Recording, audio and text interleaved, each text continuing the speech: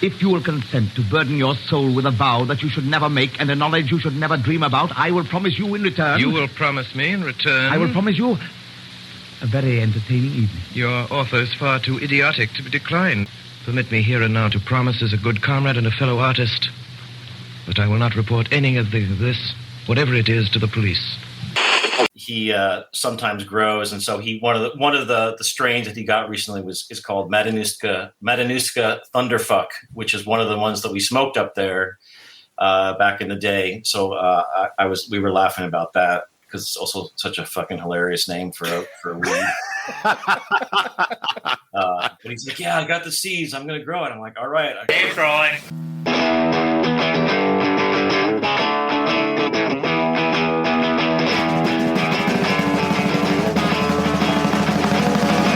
Welcome to Abandoned Albums, the documentary podcast.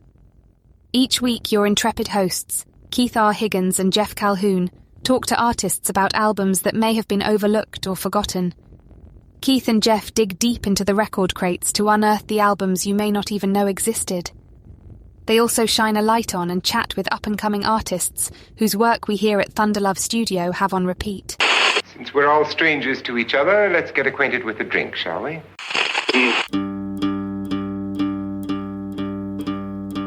When you're on Airport Road, you're almost there.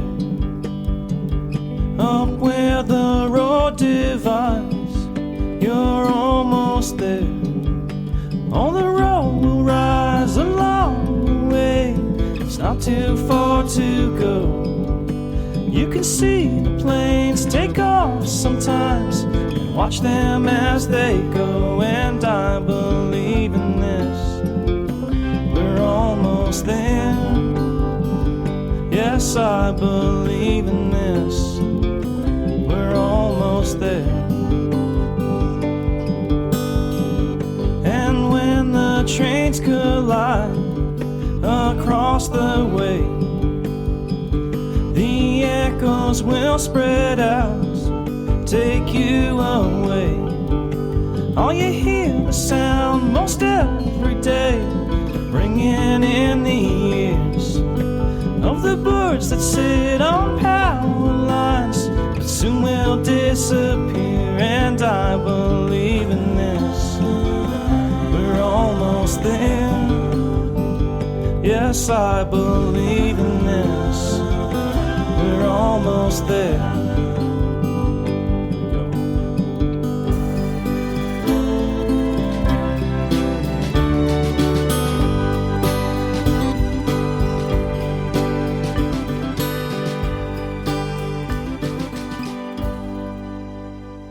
This week is a real treat. An artist that has had a tremendous amount of success. This is an artist that I think a lot of people discover on accident because he's on tour opening for Steve Earle, or he's on tour opening for Sunvolt. But from a singer-songwriter perspective, he's one of the voices that I would listen to sing the phone book. I just want to hear the guy sing. Early in his career, he had a rock band called Varnaline, and big fan, thought they were a terrific rock group. And at some point, that group had some personnel issues where somebody got sick and somebody had children and kind of turned into an adult. Ugh. Life came in. Life happened. And he started kind of embracing more of a solo act. This is a career worth paying attention to. This guy's music has been consistently magic. I can't say enough nice things about him. I've worked with him a little bit in the past, doing some other press, back in my radio days. Always found him to be earnest and genuine and nice. Just a really, really fucking nice guy. He's had such a storied life, and he's had such the artist journeyman's life. Yeah, he's had such a remarkable career, very difficult to capture in just 1 hour. I was so happy to be turned on to this and actually find the right Anders. And I remember I sent you a text. I'm like, this is way in my wheelhouse. Yeah, and I think that's true for a lot of people. I think it's, if you are a fan of Wilco and Sunvolt and Uncle Tupelo, old 97s. If you're not familiar with this artist, you're selling yourself short. There's a gap in your musical life that we hope to fill. This is deep, penetrating stuff. This is a great, great conversation. Jeff, lead us into it. I say this every episode, but it might be my favorite episode of Abandoned Albums. This is our conversation with Anders Parker.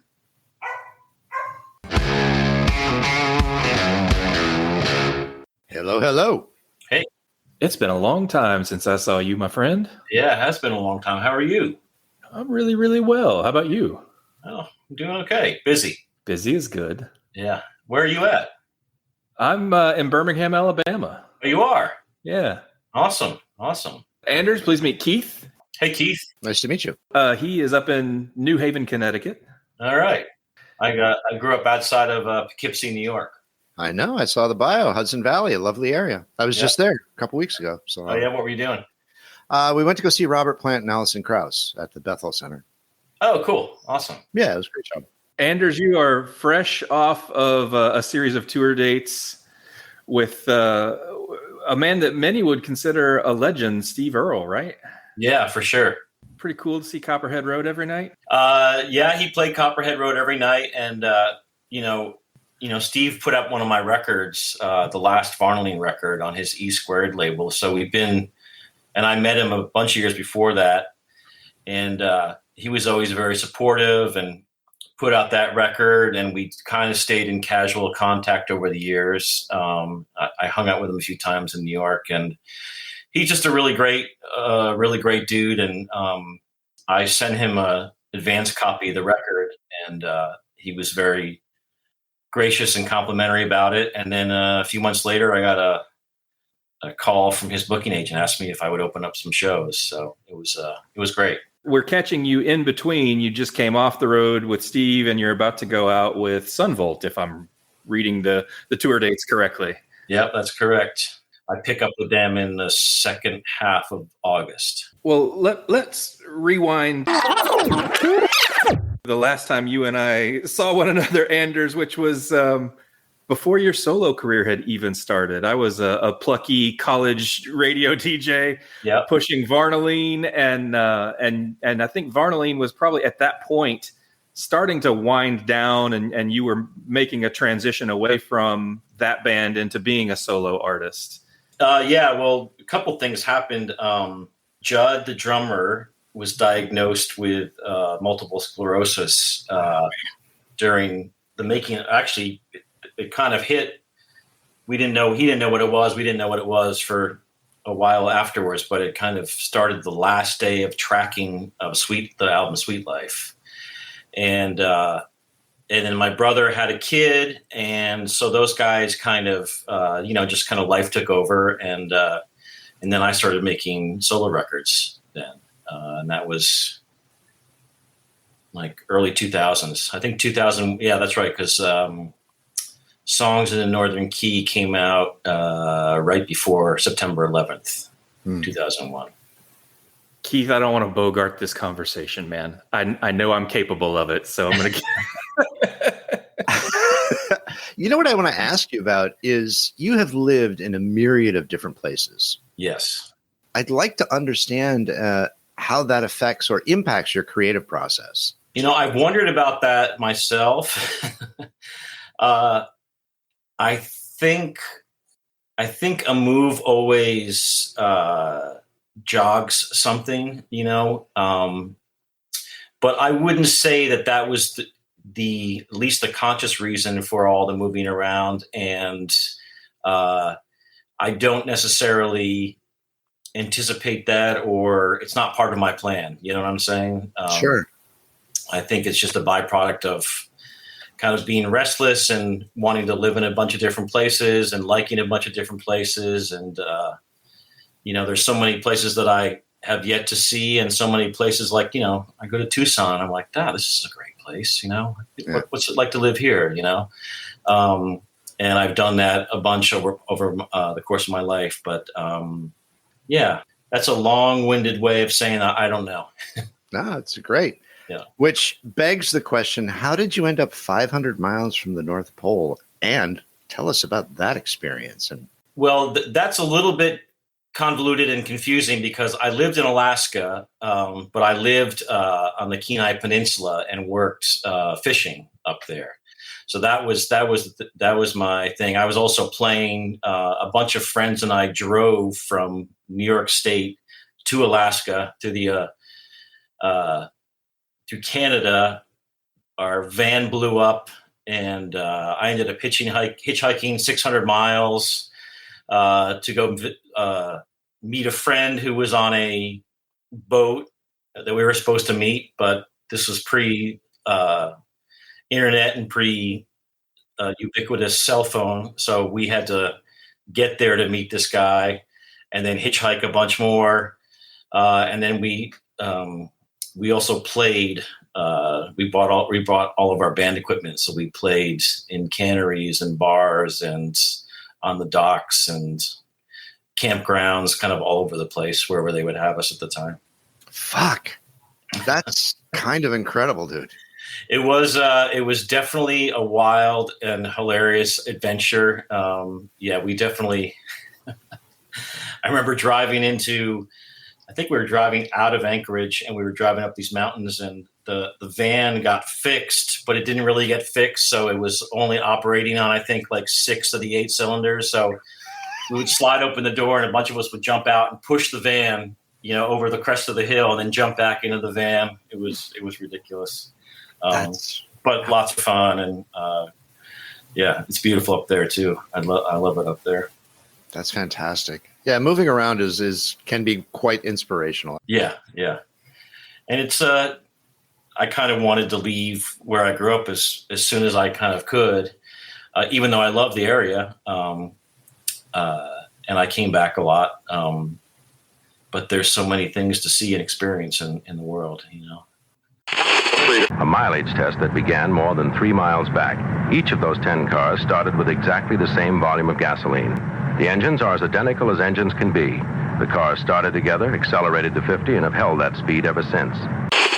Varnaline, as the front half of your career, Keith and I have had a number of artists on that had records published in that 1996, 97, 98, 99 era, when I think the theme for a lot of us is we didn't know that we were witnessing the death of the traditional record label, but we were absolutely witnessing the death of the traditional record label.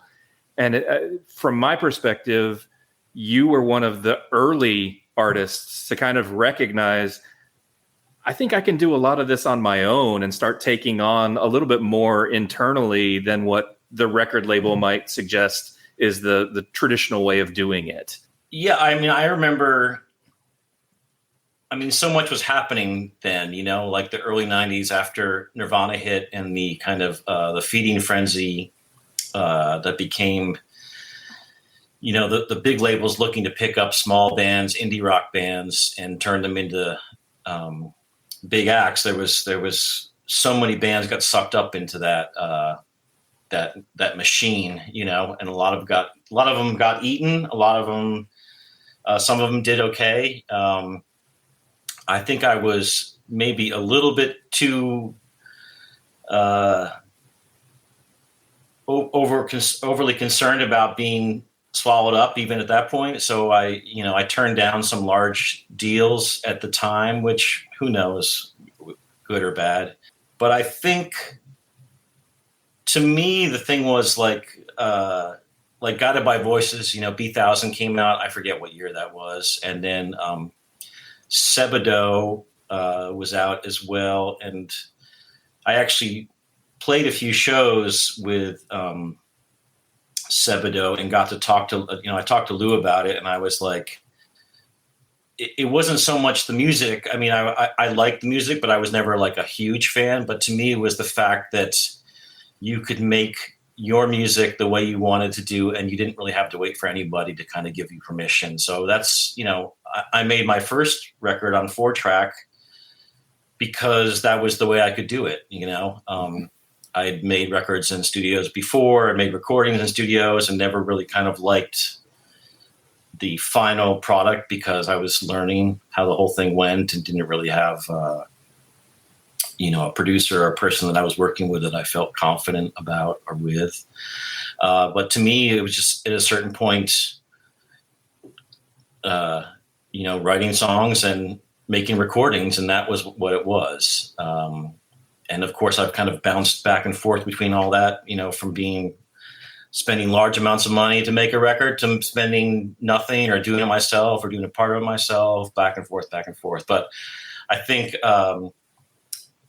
controlling the means of production and being able to do the things I want was the most important thing, and I always kind of took the long view of what being an artist was or being a creative person was.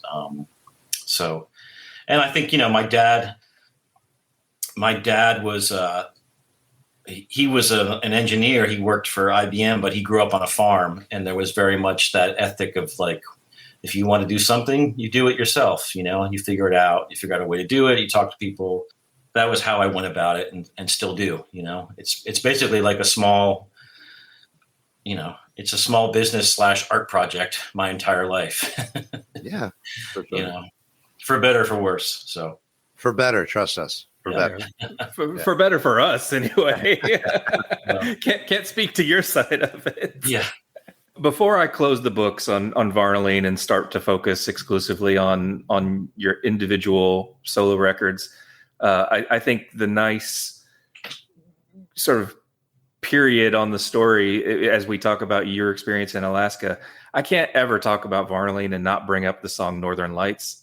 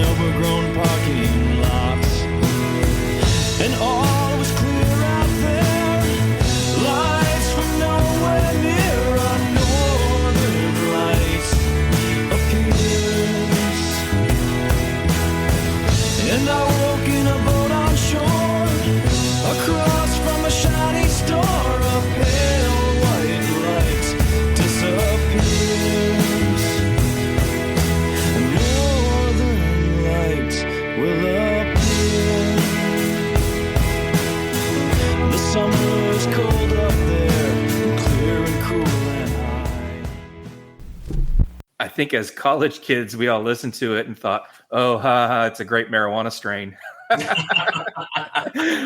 and then you listen for that in the song. You're like, no, I think he's actually talking about like the real Aurora Borealis here. That's so funny.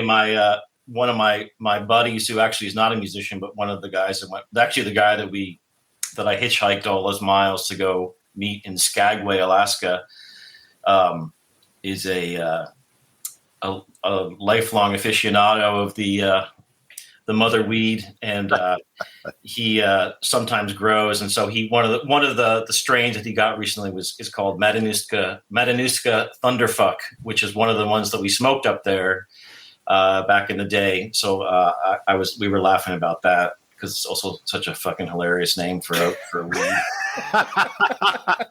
But he's like, yeah, I got the seeds, I'm gonna grow it. I'm like, all right, I can't wait to try it. But no, that was maybe one of our last nights in Alaska, and we were kind of just I'm sure we were definitely high, but it was the song's primarily about being kind of Stuck Without a Place and The Lights Coming Out, which was pretty tremendous. I bet, man. It's a gorgeous song. Flipping the page to your solo stuff, The Wounded Astronaut is a song that I found to be very Varnaline adjacent. It was a carry through, I thought. It's another song that over the years I've put on a lot of mixtapes for girls that I liked. It's a really, really beautiful song, and I'm not going to lie, gets me a little bit emotional. Can you take me back to The Wounded Astronaut? Well, let me think. Well, I guess I will say, like, for me, it's hard to delineate what is Varnaline and what is me. You know what I'm saying? Because I wouldn't say that there's probably things that I've done in my solo career that I wouldn't have done if the band was still a band. But like half those Varnaline records were just me anyway. Right. Like I had the concept and the name for a band before I had an actual band. So, but that tune. Actually, a friend of mine when I was living in North Carolina in Raleigh, I can't remember exactly what was going on, but there was I had some exchange with a friend of mine, and he said something to the effect of, "Oh, the girls all love a wounded astronaut," and I think that maybe I had been going through some things at the time, and he was trying to either cheer me up or make an observation of what was going on in my life. But that line just kind of resonated with me,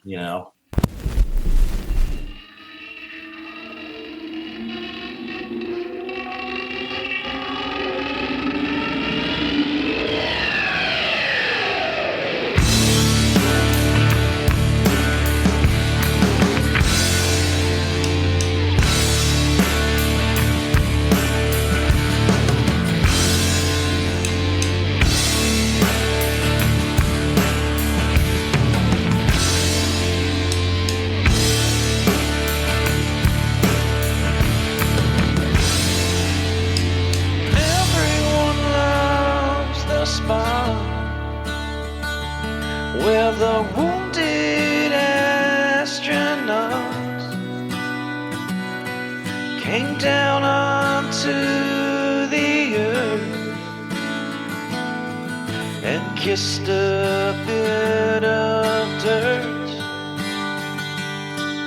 and everyone loves to say it'll be different in a day.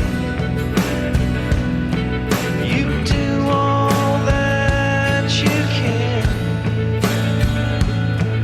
and hope that you make dry land.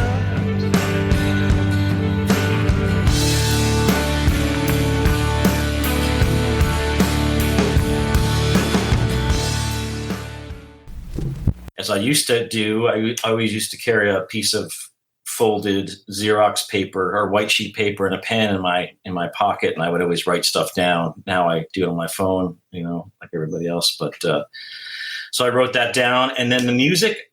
That's another thing. Now I think of it, I had all the pieces of that song, but then I had a couple guys I was playing with kind of regularly there.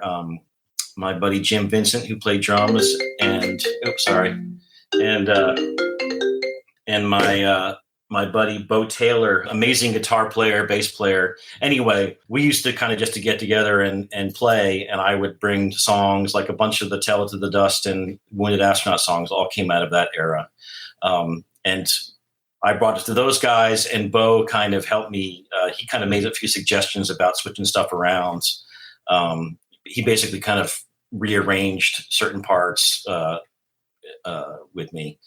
So that's how that song came about. But I can't really remember specifically. I'd have to look at the lyrics to actually remember if there's anything beyond that. But I definitely remember my buddy saying that me writing it down and it resonating. It's funny how that works. You just hear a catchphrase somewhere, and it's just like, I got to write that down. I know. Yeah. That's got to be a piece of dialogue, or that's got to be something. Totally. I do that. I still do that all the time. I have a note thing in my phone, and I'm always, if I hear something on the radio or somebody says something or something pops into my head, because I have such a bad memory, I have to write shit down or I'll forget it. So I agree 100%. I have a notepad and a pen, old school, right next to my bed. Yeah. Just in case. Just got to capture it while you can. So you've been very fortunate to be involved with some very cool collaborations over the course of your career. For sure. I wonder if you can take us into that Woody Guthrie record where you and Jay and Will Johnson, I mean, it's an incredible assembly of talent, and the elevation of the songs I thought was tremendous. What was that experience like? Well, there's a lot of things there. I think to me, ultimately, it just speaks to the quality of Woody Guthrie's writing, that all those lyrics, I remember talking to Jay about this, just like how fast things came, like I got a few sheets of copies of his writings, and they just kind of tumbled out. And I wrote more, Jay and I had started the project together, did a whole album plus of material, and then Jim James and Will Johnson got involved kind of halfway through the whole thing, and then they wrote a bunch of music for songs. So, but that's to me that's like the kind of magic nugget of it is Woody's creations, and then also all those other three guys are amazing, so they each brought really great melodies and musical ideas, and it was like super. It was just a super fun thing, and it wasn't belabored. Like everything happened quickly. So that's a very fond memory, and I haven't listened to it in a long time, but I still play a couple of those songs, and it's definitely a special thing to have been involved with, for sure. Just to be a fan of American music, to be in any way connected to that lineage is really, really exciting and an awesome opportunity. And to have, actually been at the offices where, Nora was, and be going through the actual real things, like putting on our white gloves and turning pages to his notebooks or sheaves of things he doodled on and what have you. So that, if it had ended there, I would have been excited and it would have been a memorable experience. But that was something else. I'm going to do a visual now. I apologize for the listeners out there, but I'm just going to tilt the camera a little bit. This is a guitar. I don't play guitar, by the way, but this is the guitar I found on the street. Let's see if we can get it. Oh, I got to bring it up. All right. You've got two guitars for somebody who doesn't play guitar. One's a Paul Westerberg, and I picked this on the street because it said "This machine kills fascists." Oh, that was on there? Yep. I didn't put it there. That's the only reason I picked this up. I'm like, oh fuck, I got to get that. That's awesome. Yeah. And also free guitar. Yeah. Oh yeah, exactly. Yeah.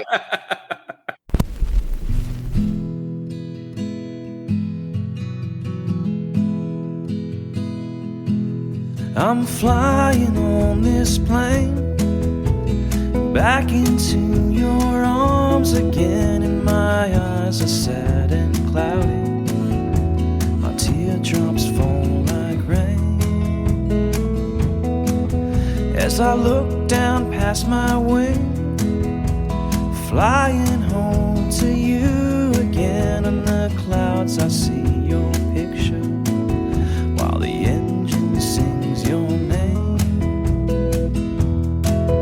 I'm flying high up in the sky, but my heart keeps looking for you all around, down on the ground. On every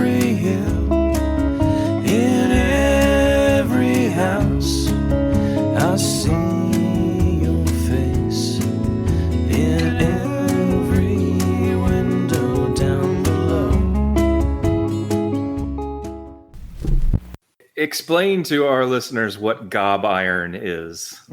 Please. Well, gob iron, unbeknownst to me until I went to England and played some shows there, and the guy who was kind of my liaison tour manager, kind of helping me get around, I think I must have been playing harmonica.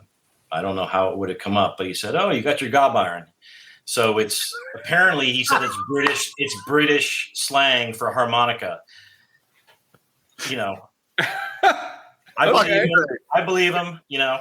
Yeah. I don't know if I've heard it before or since then, but so anyway, and then Jay and I got to recording those songs, which became that record. And I think that I mentioned it because we were kind of casting about like how we're gonna name this. Are we gonna use our last names or whatever? So he was like, "Oh, that sounds good." And I was like, "All right, there you go." It's a lot of instrumental stuff on that record that was really cool. Yeah, we did a bunch of songs. That was a totally impromptu thing, to be perfectly honest. That was not planned. It was just kind of like we had originally were going to do something else, and then he was kind of like, let's record some folk songs. So I think I had brought a CD of the Stanley Brothers' first recordings, and so a few of those songs are off of there. One of the songs was from the I kind of stole or copped from.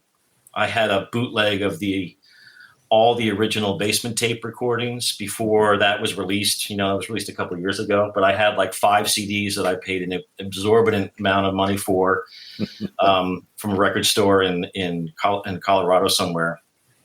So anyway, we did a bunch of those songs, and then we just it was just the two of us. We didn't have an engineer or anything. We would just roll the tape and just kind of jam, as it were, you know, 2 acoustic guitars. And then we ended up kind of taking the best bits of that and using them as segues between a bunch of the songs.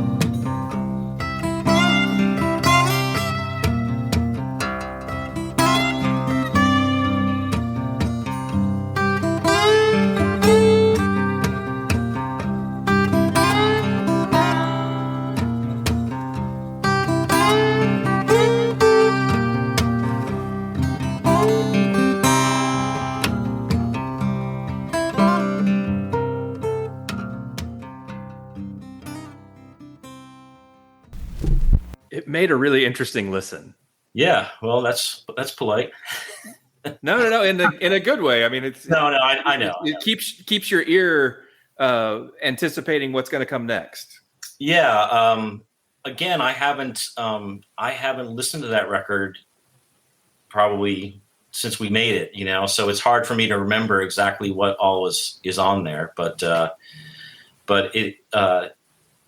You know, like anything you do, like any record that I've made, you're so in it when you make it, and then you leave it, you know, and it's right. It's you know, you think back to like all the little micro decisions you were making and how important everything seemed, and the fade here, and you know, this one note, whatever. But I will say that wasn't that labored over, and it was kind of a fun thing we did, and it all just kind of happened naturally, you know. That's the best way things happen, naturally. Yeah, I mean, you can force things or you can have elaborate plans, but there's something to be said for just letting things happen as they are, and not trying to make them perfect. You know, I think trying with, you know, especially with this last thing that I did, where I just recorded it all in one day. I just wanted it to be what it was for that day. You know, I mean, I worked on it and I practiced and I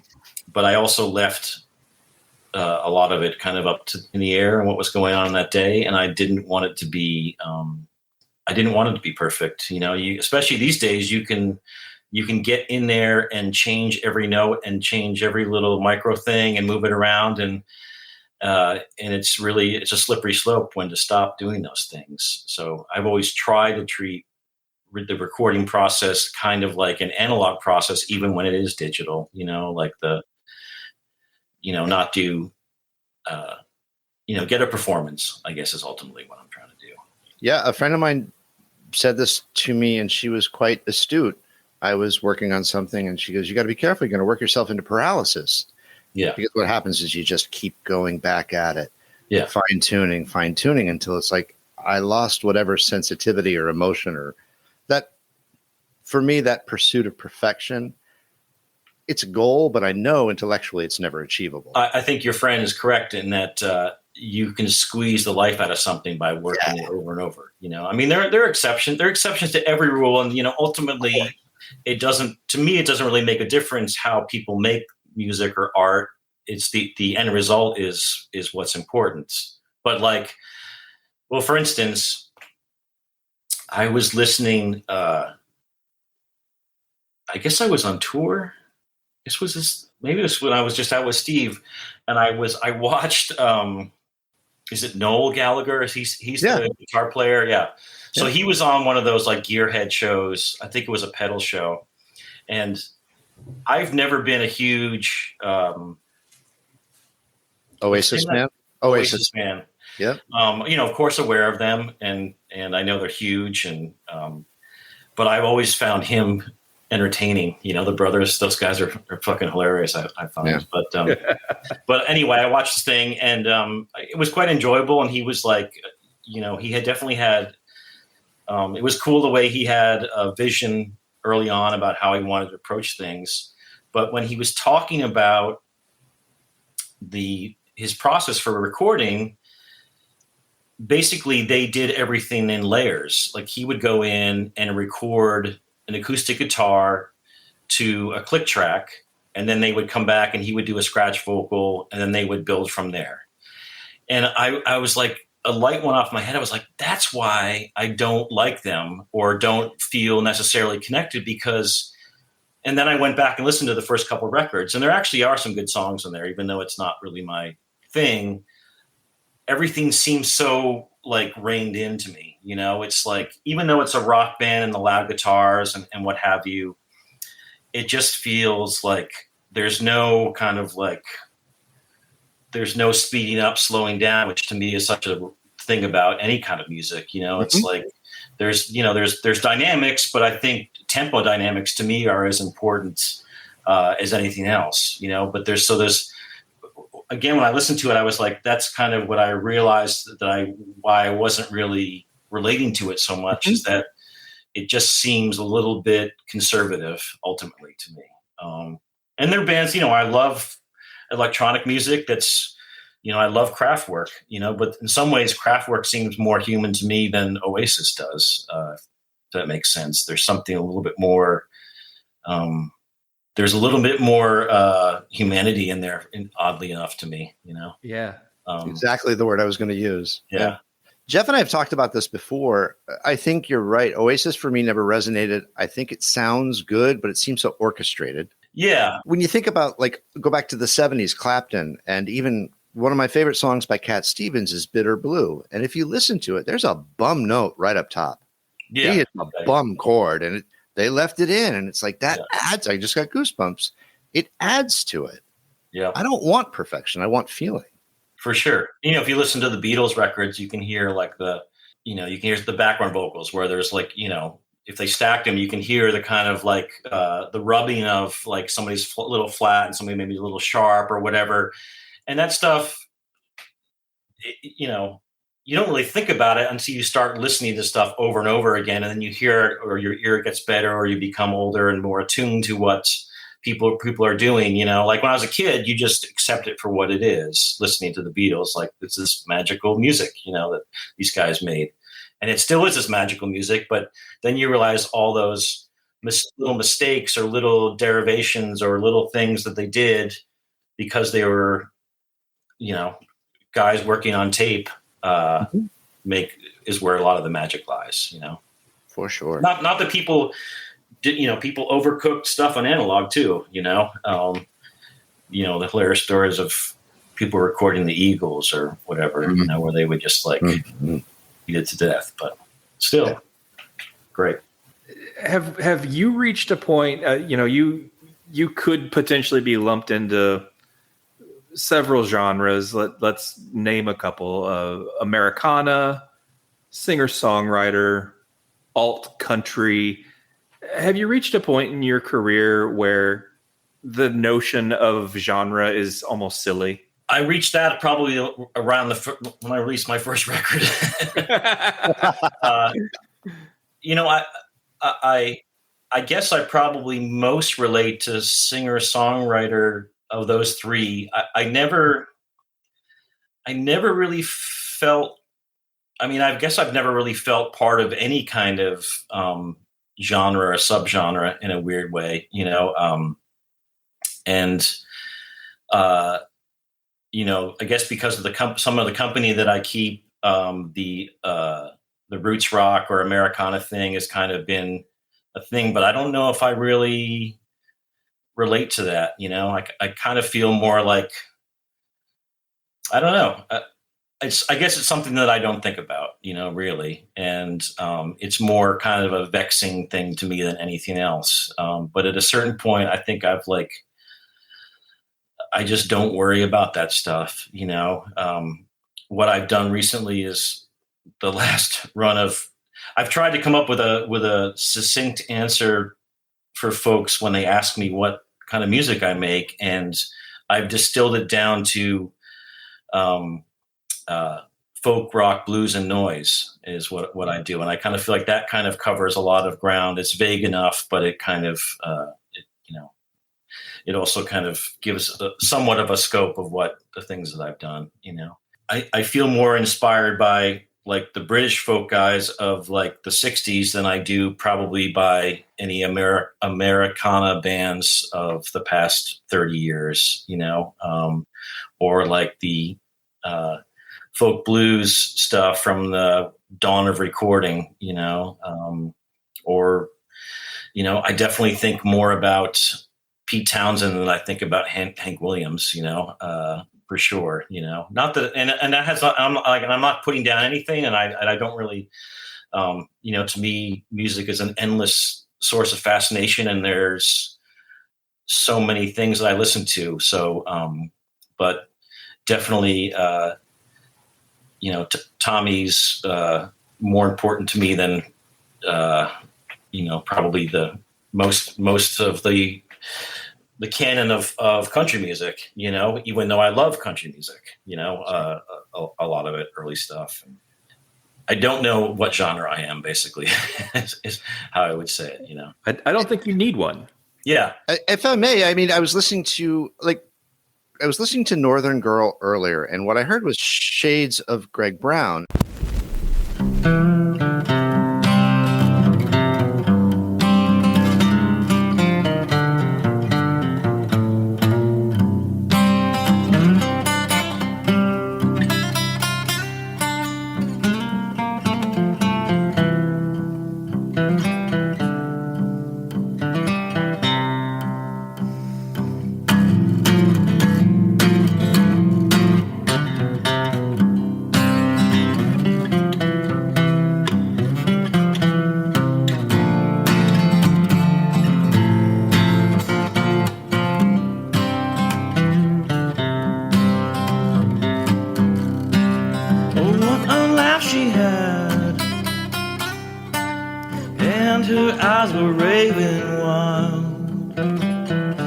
Spell on me, would not let me be, staying up all night.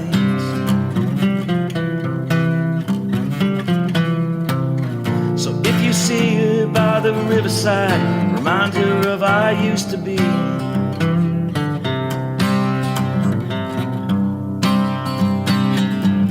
Not so long ago we used to dream, we used to live to breathe.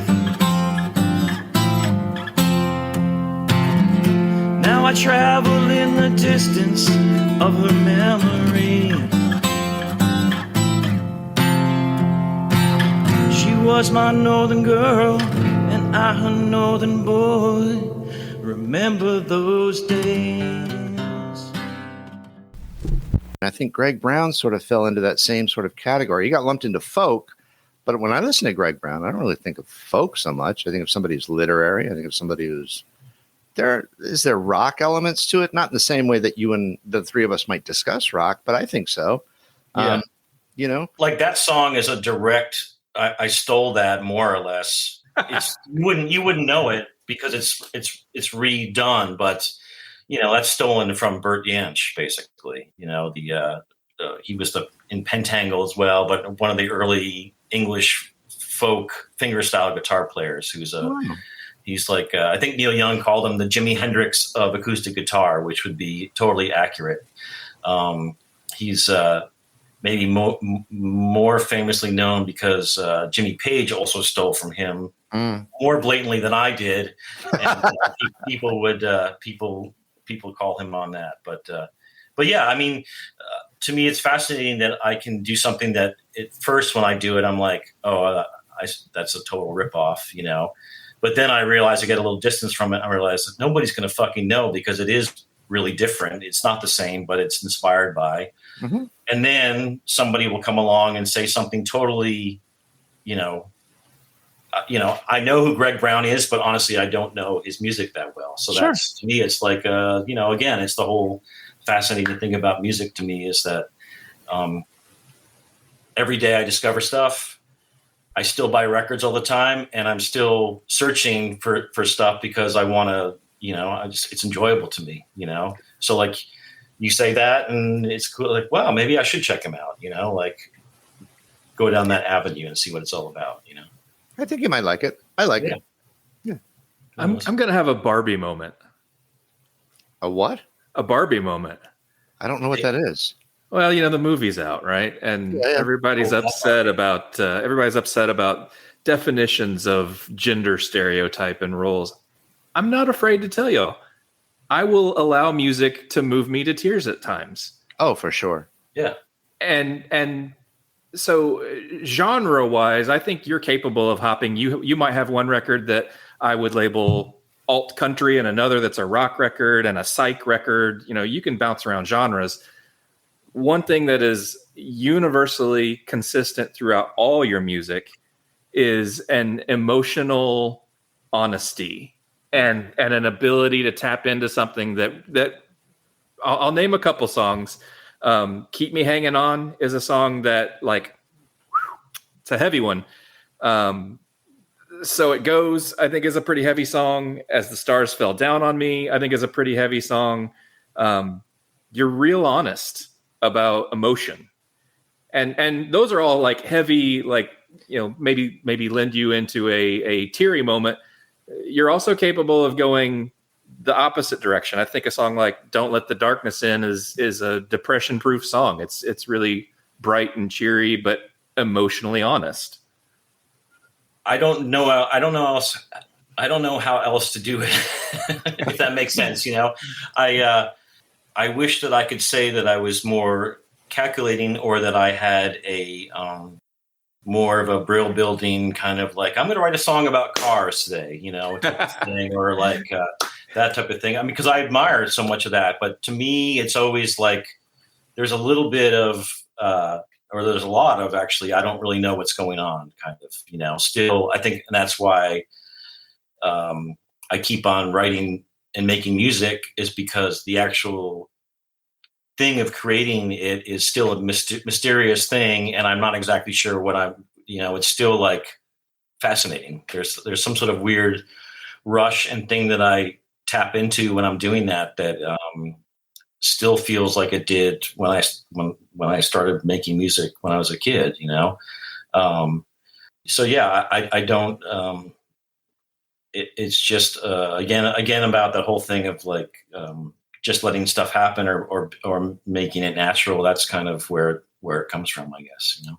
It's a great place to come from. I love the idea that you recorded the record in one day and just let the chips fall, if you'll pardon the rhyme, let the chips fall where they may. Yeah. I admire that. It's like, I just think it's cool. Well, thanks. And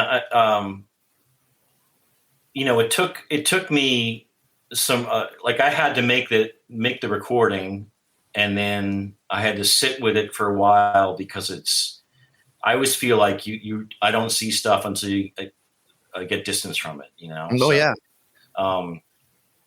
So I don't think that, I think I actually recorded it. It'll be exactly a year ago in a couple days.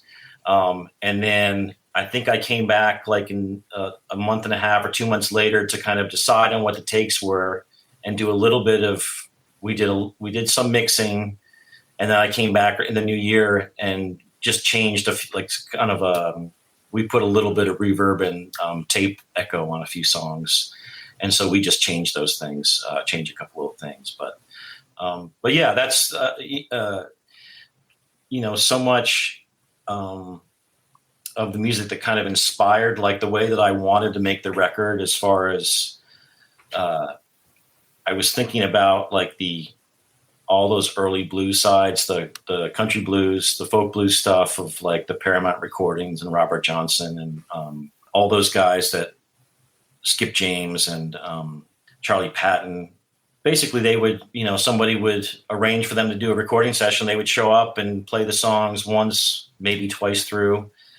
Then all the jazz records of them were made that way, and all the stuff with the dawn of rock and roll that was made that way. It was just trying to get a thing that was happening there in the room. And because I play solo so much, I just wanted to do that, as part of the package of the songs. And I also knew that I was never going to get, especially a few of the longer songs, perfect, but I wanted to get the energy and the power of what was going on there on the recording. So that was the reason that I wanted to do that. And I didn't want to, I kind of wanted to put the pressure on and do it that way. And it's a document. It's what it was at the time. So.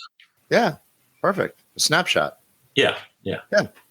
Now, for folks listening to the podcast, the new album is due out when? August 11th. Northern Girl and Don't You Let Them Get You Down are the two singles that are available now. And they're gorgeous. They're representative, I think, of your catalog. As good as any jumping off point if you're not already hip to the Anders Parker catalog. We hope that you are, but a fine place to start and then explore it all. Man, what a career you've had. Hopefully it's still going. Yeah, it's it's wonderful to see artists still producing music that didn't get gobbled up by, because there was a lot of bad experiences in 1999 dealing with frustrations with record labels, and a lot of people hung up their gear. I guess there's something to be said for making one or two great records, if people make great records, and then hanging it up. But I never looked at it that way, or at least that's not the way that music affected me. It always felt like as soon as I got into it, it still feels like all consuming. I remember being in third grade and my teacher basically just calling me out saying, "You're such a daydreamer," and for better or for worse, that's kind of what I've been. I think about music and art. I've been painting a lot recently, making paintings, and I think about that stuff all the time. And I wish that I could control myself sometimes to focus on more practical of the day-to-day practicalities of life. But I'm seemingly, I find that difficult to do. But I think, as I was saying, music still fascinates me, and I still feel like I have a long list of ideas and things that I want to do musically as well as artistically. So I just keep on doing it. I said this to Jeff the other day in a text. I said, work is the curse of the creative class. Yeah. It really is. It's awful. Yeah. I mean, it's like, especially because being creative is work, it's like inspiration is one thing, but you have to do the work, whether, like you're basically running a small business and you actually have to, as part of the creative process, you have to finish whatever you're doing. It's one thing to have an idea and to, maybe write a song or whatever, but to actually bring it to fruition and do all the stuff from the very important finishing the song, but then deciding how you're going to record it and financing how you're going to record it and how you're going to release it and how does this thing come out and how do you do the practicalities of the finances and going back to Pete Townsend, I remember reading an article with him years and years ago. I believe he went to art school, but the interviewer asked him if he wished he had gone to music school, and his reply was, "No, I wish I went to business school." And at the time, I was like, "Oh, that's interesting." I didn't really get it, but now I totally get it. It's now it's not lost on me. That, along with Steve Earle saying to me ages ago, "There's no middle class in rock and roll," and me being like, "What? I kind of unprompted, But now I realize, like, oh yeah, there is no middle class in rock and roll. It's either you're obscenely doing well or you're just scrimping to get by. Well, to quote Jeff from the other day, our last interview, he said breaking even is the new. What did you say? Breaking even is the new. Yeah, breaking even is the new profitable for a band. Yeah. Oh yeah. That's the truth, man. That's the truth. I mean, I would love to have a band and to be able to take on the road, but for me, it's near impossibility. I had a couple great guys that I was playing with in Vermont when I lived up there. And we would do stuff, on the East Coast, but it was like anytime I got an offer to do something, either touring with somebody or doing one-offs or whatever, by the time you did airfare and car rentals and hotel rooms and stuff like that, it was like, it becomes an expensive hobby. Yeah, sure does. Yeah. So, but the breaking even is the new profitable is kind of the way life is these days. Sadly. Yeah. But I've found ways to make art throughout all of my changes in my life, always, and I guess that gets back to the whole DIY thing. It's if you feel strongly enough about something, you want to do it, then you can do it. Books, records, films, these things matter. Call me shallow. It's the fucking truth. If it's in you, you do it. Yeah, art matters. And I think it's like, there's something about people more eloquent than I have talked a lot about it, but, art is something that touches people and reaches people, and it's a needed and important thing in life, I believe.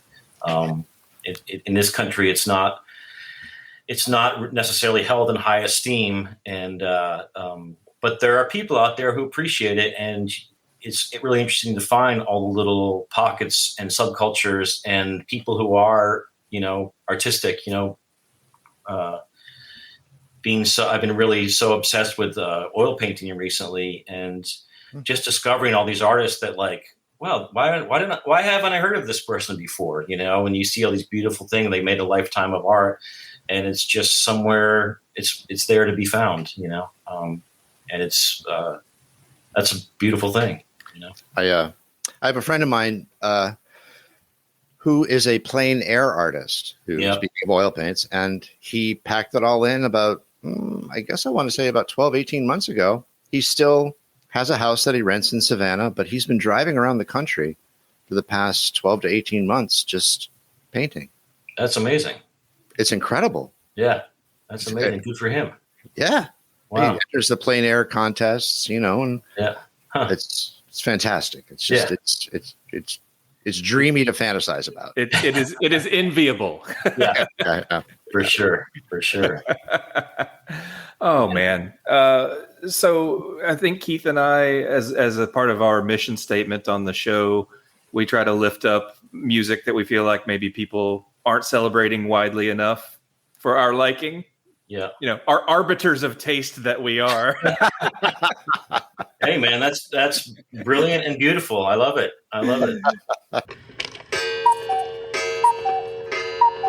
It is just a gas for you to join us, man. I'm so happy that there's more music coming. You're part of my soundtrack and continue to be, and I'm just so grateful for your place in music, man. Well, thank you so much. And I should say how just sweet and genuine you guys, you and your crew of dudes back in the day were. Every time we came through, you were so it was just always a fun hang and memorable experience. And I actually have that recording somewhere of the time we played on air. I tell you what, man, of all the bands we ever had perform live on the air, Anders might be the only one I ever reached back to and said, we should put this out. The performance is just amazing. I have all these recordings from back then, and I actually went as far as to make like a live kind of a bootleg compilation of live tracks for Varnaline. That is just sitting. I'm really bad about going back. I go back and then I'm like, it just makes me want to move forward in a weird way. But that's sometime that'll see light of day. But yeah, anyway, it was much appreciated, and I've seen a few of the other guys here and there over the years have popped up random places. But yeah, there was a lot of love for Varnaline in Tuscaloosa, Alabama, circa 1998. Yeah, for sure.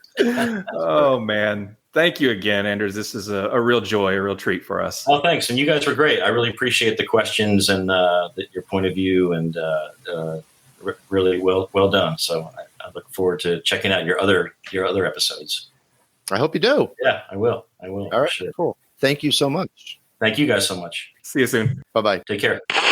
If you are listening to the interview and you think, well, I wish they'd asked this, shoot us an email. We love hearing that kind of stuff. Many thanks to Anders for stopping by to chat with us. Be sure to check out the show notes section for links to all of Anders' work. Our theme song is Rocket Sled by Blip.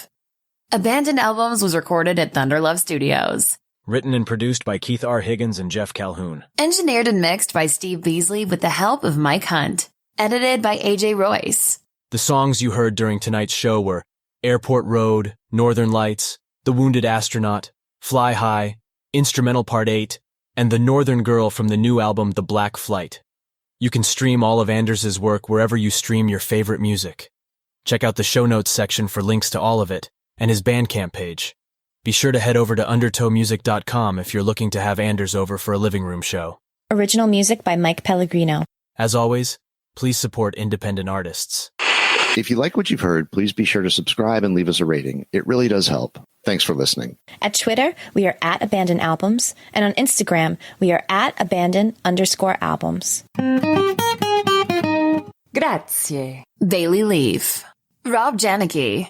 Mike Pellegrino. Therina Vella. Ronnie Barnett. S.W. Loudon. Michael Janicki. Peyton Janicki. And our executive producer, Rufus Thunderlove. Abandoned Albums receives funding from the Vandelay Latex Group. Latex, the way it should be.